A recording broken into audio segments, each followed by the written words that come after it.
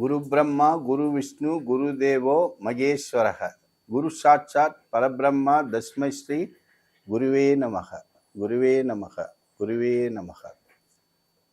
ஆசான் டிவி நேயர்களுக்கு உங்கள் ஜோதிட ஆசிரியர் ஹரிகிருஷ்ணனின் அநேக நமஸ்காரங்கள். இப்போ மாந்தியை பற்றின விளக்கம் நம்ம பார்த்தோம். இப்போ லக்னத்தில் மாந்தி இருந்தால் என்ன? அப்போ இந்த மாந்தி அப்படின்ற கிரகம் 12 வீட்டிலையும் இருந்தால் என்ன? அப்போ லக்னன்றது 1ஆம் வீடு அப்படின்றது நம்ம எல்லாருக்கும் தெரியும். அப்போ அந்த வீட்டில் மாந்தி இருந்தால் ஒரு ஜாதகருக்கு என்ன மாதிரியான நன்மைகள் தீமைகள் செய்யும் அப்படின்றத நம்ம பார்க்க போகிறோம். அதுக்கு முன்னாடி பார்த்தீங்கன்னா உங்களுடைய சுய ஜாதகத்தில் உங்களோட லக்னம் என்ன, அது எந்த நட்சத்திரத்தில் இருக்குது, அந்த நட்சத்திரத்தோட அதிபதி யார், இதையெல்லாம் தெரிஞ்சுக்கணும். நீங்கள் ராசி நட்சத்திரம் இதையும் தாண்டி லக்ன புள்ளின்றது ரொம்ப முக்கியம். அந்த நட்சத்திர அதிபதி ரொம்ப முக்கியம். இவங்க ஒரு வேலையை நமக்கு முக்கியமாக செய்வாங்க, கூடுதலாக செய்வாங்க. அப்போ அதை நோக்கி நம்ம பயணம் பண்ணணும் அப்படின்றது தான். ஏற்கனவே ஒரு வீடியோவில் நான் சொல்லியிருப்பேன், இந்த லக்னத்திலிருந்து 6 வீட்டுக்குள்ளே உங்கள் சார்பாக ஒரு தசை நடந்தால் உங்களை சார்ந்து உங்களுக்கு உண்டான பலன்களை கொடுக்கும் அப்படின்றது. அதை ஞாபகம் வச்சுங்க. உங்களுடைய ஜாதகத்தில் இருக்கக்கூடிய இந்த ராசி கட்டத்தை நடப்பு தசா புத்தியை தெரிஞ்சு வச்சிங்கன்னா உங்கள் லைஃப்பை ஸ்மூத்தாக கொண்டு போகலாம் அப்படின்றது தான். இப்போ மாந்தியை பற்றின விஷயங்களை பார்க்கலாம். லக்னத்தில் மாந்தி. அப்போ மாந்தி இருந்தால் என்ன பண்ணோம்? இவங்க பிறக்கும் பொழுது கஷ்டப்பிரசவம் சொல்லலாம். கஷ்டப்பிரசவம்னா தாயாருக்கு கஷ்டம் கொடுப்பாங்க, ஜாதகரும் கஷ்டப்பட்டு பூமிக்கு வரக்கூடிய சூழ்நிலை அப்படின்றது சொல்லலாம். அப்போ இந்த லக்னத்துல மாந்தி அப்படின்னா என்னன்னா தலை சார்ந்த பிரச்சனை உண்டு. அப்போ அந்த தலை சார்ந்த பிரச்சனைனா தலையில அவங்களுக்கு குறிப்பிட்ட தசாபுத்தி காலகட்டத்தில் தலையில் அடிபடும், தையல் போட வேண்டி வரும், கொஞ்சம் அதிகமான தலை சார்ந்த பிரச்சனைகள் இருக்கலாம், இல்லைனாக்கா சைனஸ் ப்ராப்ளம் இவங்களுக்கு லைஃப் லாங்காக இருக்கும். இந்த மாதிரி விஷயங்கள்லாம் நடக்கும். அதையும் தாண்டி என்ன இருக்குன்னா லக்னத்துல மாந்தி இருந்தால் பயம்ன்றதுதான். அது மரண பயம்னு சொல்லுவாங்க. அடிக்கடி சின்ன சின்ன விஷயத்துக்கெல்லாம் பயப்படக்கூடியது. இந்த மாதிரி விஷயம்லாம் நடக்கும். அதை தாண்டி அவங்களோட லைஃப்ல என்ன நடக்கும்னா குடும்பத்துல இருக்கக்கூடிய ஜாதகருக்கு யாராவது ஒருத்தர் இறக்கும் தருவாயில் இருக்கக்கூடிய ஒரு உறவை இவங்க ஒரு காலகட்டத்துல இவங்க மடியில இறப்பாங்கன்றது தான். அப்போ லக்னத்துல மாந்தி இருந்தால் அவங்க மடியில ஒருத்தர் உயிர் விடுவாங்க, குடும்பத்துல ஒரு மூத்தவர் அப்படின்றத நம்ம சொல்லலாம். இவங்களுக்கு பொருளாதாரம் எப்படி இருக்கும்னு கேட்டிங்கனாக்கா சொத்து இருக்கும், கஷ்டப்படுவாங்க, சொத்து சேர்ப்பாங்க, இல்லைன்னா தாத்தா சேர்த்த சொத்து, அப்பா சேர்த்து வச்ச சொத்து இருக்கும். இவங்களால அனுபவிக்க முடியாத ஒரு சூழ்நிலையில் அந்த சொத்துன்றது ஒரு இழப்பு ஏற்படும். ஒரு பெரிய விஷயமான ஒரு அழிவு, பெருசா ஒரு அமௌண்ட் போச்சுன்னு சொல்லுவாங்க, இல்லைன்னா சொத்து கைப்பட்டு போச்சு, அதாவது கோர்ட்டுக்கு கேஸ் போயிருக்குது, சொத்து சம்பந்தம், தாத்தா சொத்து வரும்னு 10 வருஷம் வெயிட் பண்ணுறது, 15 வருஷம் வெயிட் பண்ணுவாங்க. சொத்து வர்ற டைம்ல இவங்க இருக்க மாட்டாங்க, இல்லைனாக்கா இவங்க இருக்கும்போது அந்த சொத்து இவங்க கைக்கு வராமல் போயிடும். ஸோ இந்த மாதிரி ஒரு விஷயங்கள்லாம் பெருசாக ஒரு இழப்பு அப்படின்றது தான். அது இவங்களுக்கு பொருளாதாரத்தில் இழப்பா இல்லை உறவு சார்ந்த விஷயத்தில் ஒரு இழப்பா அப்படின்றது தான். இப்போ மடியில் ஒரு உயிர் போகுது அப்படின்னு சொல்கிறேன்னா அது எந்த உறவுன்றது நம்ம சொல்ல முடியாது இல்லையா? உங்களுடைய சுய ஜாதகத்தை தான் பார்க்கணும். தந்தை மடியில் உயிர் விடுறாரா, தாய் விடுறாங்களா, இல்லை தம்பி உயிர் விடுறாங்களான்றது நம்ம உங்களுடைய சுய ஜாதகத்தை பார்த்து தான் நம்ம சொல்லக்கூடியது. இப்போ கூட பிறந்தவங்களுக்கு கூட அது யாருக்காவது ஒருத்தருக்கு அந்த கண்டம் இருக்கலாம். சரி, இவங்களுடைய குணாதிசயங்கள் எப்படி இருக்கும் அப்படின்னு பார்த்தீங்கன்னா கொஞ்சம் கரடு முரடான பேர்வழி, பந்தா பேர்வழின்னு சொல்லலாம்.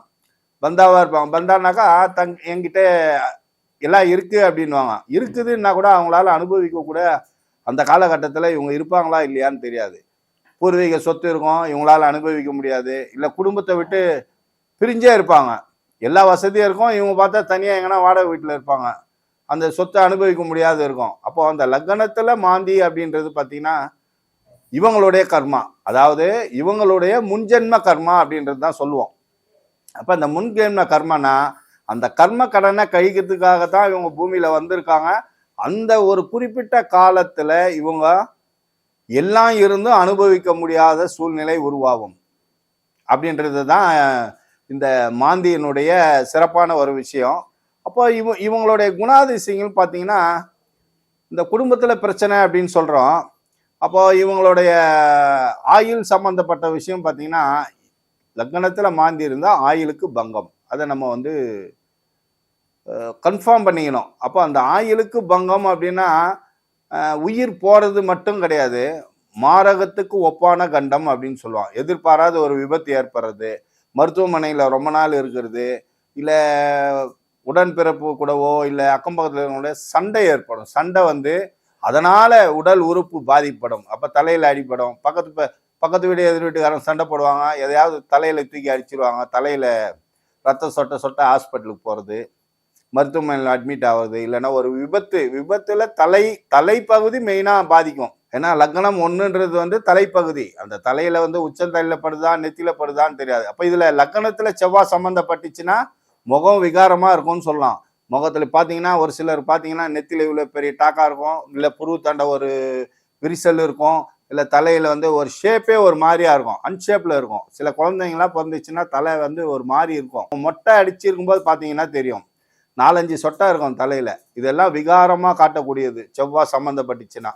அந்த லக்னத்துல மாந்தி இருந்தா, இப்ப ராகு சம்பந்தப்பட்டாங்க பார்த்தீங்கன்னா, ஜாதகர் வந்து நேர்வழி இல்லைன்னு சொல்லிடலாம். நேர்வழி இல்லைன்னாக்கா இவர் வந்து தகாத உறவு உள்ளவர். தகாத உறவுனா ஒரு ரவுடியோட சம்மந்தப்பட்டவரோ இல்லைன்னா தீவிரவாதிகளை சம்மந்தப்பட்டவரோ இந்த மாதிரி இருக்கலாம். ஆக மொத்தம் மாந்தி ஒரு புகழை கொடுக்கும். நல்ல விதத்துல ஒரு புகழா இல்லை கெட்ட விதத்துல புகழா அப்படின்றது தான்.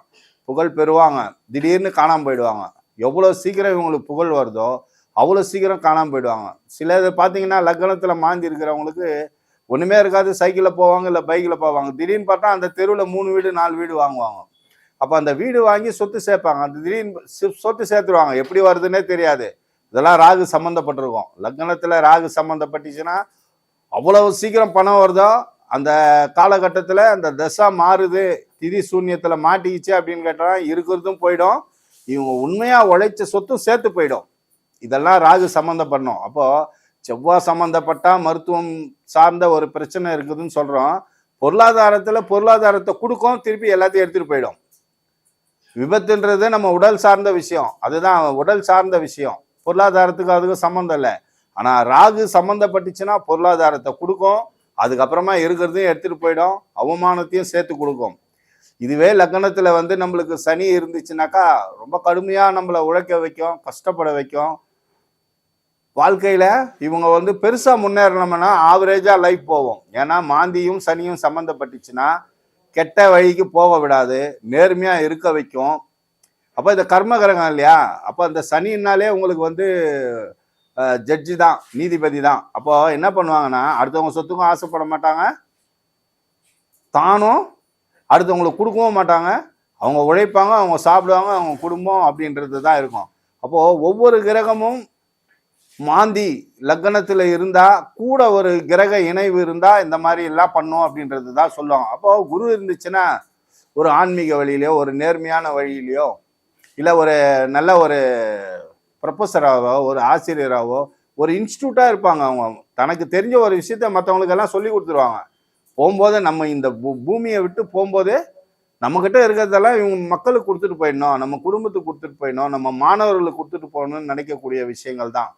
அப்போ இந்த மாதிரி ஒவ்வொரு கிரகத்துக்கும் மாந்தி இணைவு இருந்தா ஒவ்வொரு விஷயம் நம்மளுக்கு பண்ணோம் அப்படின்றது தான். அதனால ஆசான் டிவி நேயர்களுக்கு சொல்லக்கூடியது என்னன்னு கேட்டிங்கன்னா, உங்களுடைய ஜாதகத்துல லக்னத்துல மாந்தி இருக்கு, அது கூட என்ன கிரகம் இருக்குது அப்படின்றத தெரிஞ்சுக்கணும்.